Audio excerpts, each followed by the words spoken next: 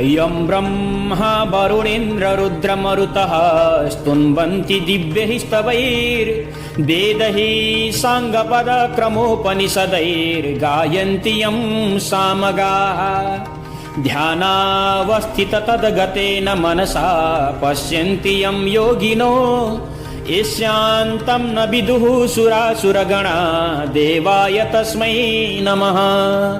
श्रीमच्चन्दनचर्चितोज्ज्वलवपुः शुक्लाम्बरा मल्लिका मालालङ्कृतकुण्डला प्रविलसन् मुक्तावली शोभिता सर्वज्ञाननिदानपुस्तकधरा रुद्राक्षमालाकरा वाग्देवी वदनाम्बुजे वसतु मे त्रैलोक्यमाता चिरम्।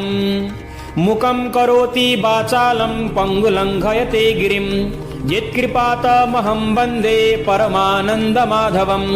नमो भगवते तस्मै व्यासायामिततेजसे यस्य प्रसादात् वक्ष्यामि नारायण कथामिमाम्।